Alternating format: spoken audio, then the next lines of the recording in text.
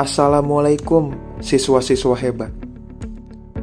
Senang saya bisa bersua kembali di pembelajaran Bahasa Indonesia kelas 10. Semoga siswa semua selalu sehat dan bahagia. Pada video kali ini, kita akan belajar tentang struktur penulisan dan memahami unsur kebahasaan dalam teks negosiasi. Tujuan kita belajar. Setelah kita selesai menonton video ini, pertama, siswa dapat mengetahui struktur penulisan teks negosiasi. Kedua, siswa dapat memahami unsur kebahasaan dalam teks negosiasi. Supaya pemahamannya lengkap, tonton sampai akhir ya. Kegiatan pertama, struktur penulisan teks negosiasi. Teks negosiasi dapat ditampilkan dalam berbagai bentuk. Kalian bisa menemukan negosiasi dalam bentuk dialog berupa percakapan dengan kalimat langsung antara kedua belah pihak. Selanjutnya, struktur penulisan teks negosiasi. Sebagai sebuah teks negosiasi memiliki struktur sendiri, yaitu orientasi, pengajuan, penawaran, dan persetujuan. Struktur pertama, orientasi. Orientasi dapat ditulis dengan ucapan salam, sapaan, atau pertanyaan awal yang menjadi bahan atau pokok permasalahan dalam diskusi. Contoh orientasi sebagai berikut. Penjual, selamat datang. Silakan duduk, Kak. Pembeli, terima kasih mas. Penjual, ada yang bisa saya bantu kak? Struktur teks negosiasi kedua, yaitu pengajuan. Pengajuan menjadi inisiasi dari satu pihak untuk mencapai suatu keinginan. Pengajuan dilakukan oleh satu pihak untuk mengungkapkan keinginannya kepada pihak lain. Dalam bagian ini, setiap pihak yang terlibat akan mengungkapkan tujuan masing-masing yang ingin dicapai dalam proses negosiasi. Cermati contoh pengajuan sebagai berikut. Pembeli, saya ingin beli handphone mas. Penjual, ingin handphone merek apa kak? Pembeli, handphone yang bagus itu merek apa mas? Penjual, kalau masalah bagus tidaknya itu relatif kak. Semua merek ada kelebihan juga ada kekurangannya. Tetapi sekarang yang paling laris itu merek Samsung kak. Pembeli, saya boleh lihat? Penjual, ini kak silakan dicoba dulu. Pembeli, spesifikasinya apa saja mas? Penjual, ada kamera 12 megapiksel, RAM 8 GB, dan masih banyak lagi. Untuk pilihan warna ada biru, putih, merah, sama hitam kak. Struktur yang ketiga yaitu penawaran. Penawaran menjadi inti dari pelaksanaan negosiasi. Penawaran terjadi karena adanya pengajuan. Ketika pengajuan, satu pihak bisa saja tidak langsung setuju atau menolak. Maka pihak yang tidak setuju ataupun yang menawarkan saling memberikan penawaran. Pihak-pihak tersebut akan saling bernegosiasi atau saling tawar-menawar yang didasarkan pada perbedaan masing-masing. Adapun durasi waktu penawaran dapat berlangsung dengan cepat ataupun lambat, bergantung pada kompromi yang dilakukan oleh pihak-pihak yang melakukan negosiasi. Pada proses penawaran, biasanya terjadi konflik. Hal ini disebabkan oleh perbedaan keinginan dari pihak-pihak yang bernegosiasi. Contoh bagian penawaran adalah sebagai berikut. Pembeli, harga handphone tersebut berapa mas? Penjual, kalau yang ini harganya 3 juta rupiah. Pembeli, tidak ada diskon mas. Penjual, kebetulan kita lagi ada promo untuk merek Samsung. Ada spesial diskon 5%. Jadi harganya cuman Rp2.850.000. Pembeli: tidak bisa turun lagi harganya, Mas. Penjual: maaf, tidak bisa, Kak. Pembeli: kalau Rp2.500.000 gimana, Mas? Penjual: tambahin lagi, Kak. Pembeli: saya tambahkan Rp50.000 gimana? Penjual: tetap tidak bisa, Kak. Begini saja, saya kasih Rp2.700.000. Itu sudah turun banyak, Kak. Pembeli: tidak bisa ditambahkan lagi diskonnya, Mas. Penjual: tidak bisa, Kak. Nanti kalau ditambahkan terus, bos saya marah. Ini bukan punya saya, Kak. Kalau punya saya sih, bisa kasih kakaknya lebih murah lagi. Struktur teks negosiasi yang terakhir yaitu persetujuan. Persetujuan menjadi hasil dari negosiasi yang dimana pihak-pihak yang berdiskusi telah mencapai kesepakatan. Dalam persetujuan, perbedaan pihak-pihak yang bernegosiasi telah diselesaikan dan menghasilkan perjanjian yang saling menguntungkan tanpa adanya paksaan dari pihak manapun. Cermati contoh persetujuan berikut ini. Pembeli: ya sudah, saya setuju dengan harga Rp2.700.000. Penjual: saya buatkan notanya dulu ya, Kak. Pembeli: iya, Mas. Penjual: ini notanya, Kak. Ini juga ada garansinya selama 1 tahun. Jadi, kalau ada masalah dengan handphonenya, kakak bisa bawa kembali ke sini. Pembeli: oh iya, baik. Ini ya, Mas, uangnya. Penjual: terima kasih. Pembeli: saya pakai langsung saja, Mas. Penjual: oh iya, silakan. Kesepakatan yang terjadi antara kedua belah pihak dalam teks tersebut adalah penjual bersedia menjual handphone dengan harga Rp2.700.000 yang awalnya Rp3 juta.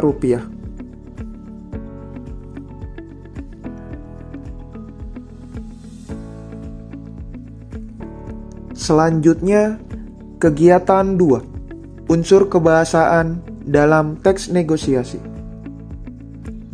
Setiap teks memiliki ciri kebahasaannya masing-masing.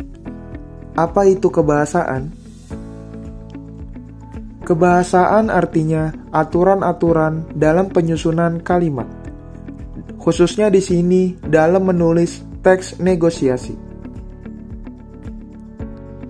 Beberapa unsur kebahasaan yang terdapat dalam teks negosiasi adalah sebagai berikut.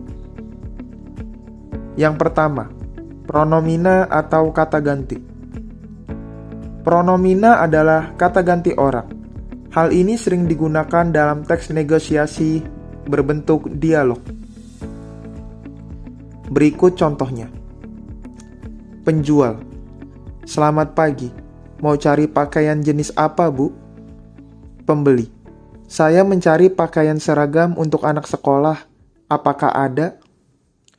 Pronomina atau kata ganti orang yang dapat kita temukan dalam contoh ini adalah kata ganti orang pertama, yaitu kata saya.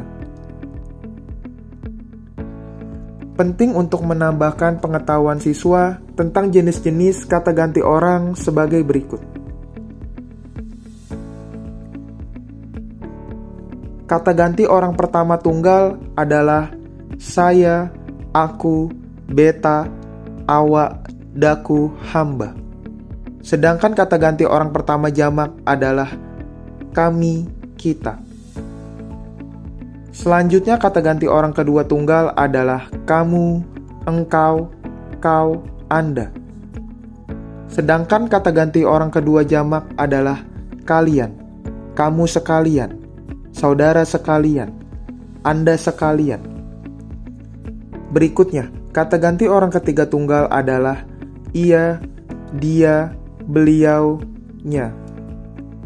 Selanjutnya kata ganti orang ketiga jamak adalah mereka dan nya.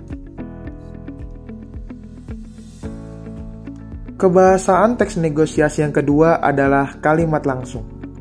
Dalam teks berbentuk dialog, hampir keseluruhan teks negosiasi berbentuk kalimat langsung. Pengertian kalimat langsung. Kalimat langsung adalah kalimat yang langsung disampaikan penutur melalui dialog.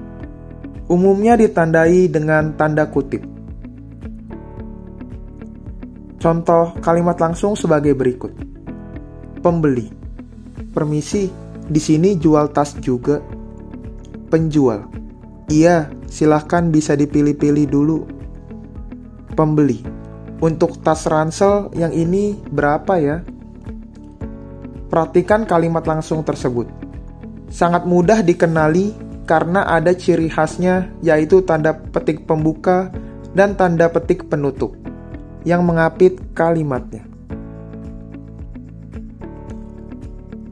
Berikutnya, kebahasaan teks negosiasi ketiga adalah kalimat deklaratif dan interrogatif. Kalimat deklaratif adalah kalimat pernyataan yang menyatakan suatu informasi atau berita. Adapun kalimat interrogatif merupakan kalimat yang menanyakan sesuatu. Contoh kalimat deklaratif dan interrogatif dalam teks negosiasi adalah sebagai berikut. Pembeli. Pak, saya mau mencari sayur bayam, ada? Penjual. Tentu ada, Bu, silahkan. Bayamnya baru datang dari Pekalongan, Bu. Ucapan pembeli dalam contoh ini termasuk kalimat interrogatif atau kalimat yang menanyakan tentang sayur bayam. Adapun ucapan penjual termasuk ke dalam kalimat deklaratif atau kalimat yang menginformasikan adanya bayam yang baru datang dari Pekalongan. Kebahasaan teks negosiasi yang keempat yaitu kalimat persuasif. Kalimat persuasif merupakan kalimat yang bertujuan untuk membujuk, menarik perhatian, atau memengaruhi. Berikut contoh kalimat persuasif dalam teks negosiasi. Pembeli. Harga mangga ini kok mahal sekali, Mas? Penjual. Ini mangga kualitas terbaik, Bu. Harganya jadi sedikit lebih mahal. Mangga ini baunya harum. Rasanya sangat manis, dagingnya tebal dan lembut. Saya jamin ibu tidak akan kecewa jika membelinya. Jika kita cermati ungkapan mangga kualitas terbaik, baunya harum, rasanya sangat manis, dagingnya tebal dan lembut, ibu tidak akan kecewa. Itu semua tujuannya untuk membujuk dan memengaruhi si pembeli agar menjadi membeli mangga tersebut. Itulah namanya kalimat persuasif. Kebahasaan teks negosiasi yang terakhir atau kelima yaitu tuturan pasangan.